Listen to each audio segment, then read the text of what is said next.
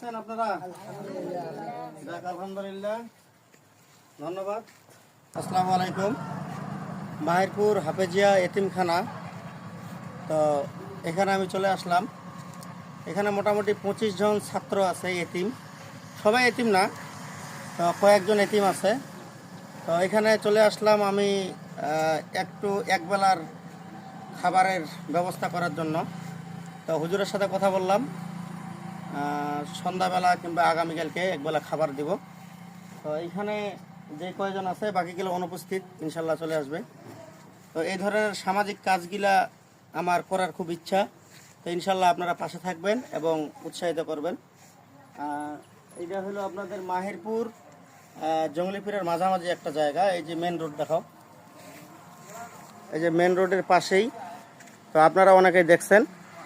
আর এই যে হুজুর এই পাশে। আসসালামু আলাইকুম। তো হুজুর এখানে উপস্থিত আছেন, ইনশাল্লাহ আমি কথা বললাম। তো আমি বাকিটা ব্যবস্থা করতেছি, পরের ভিডিওতে দেখতে পাচ্ছি।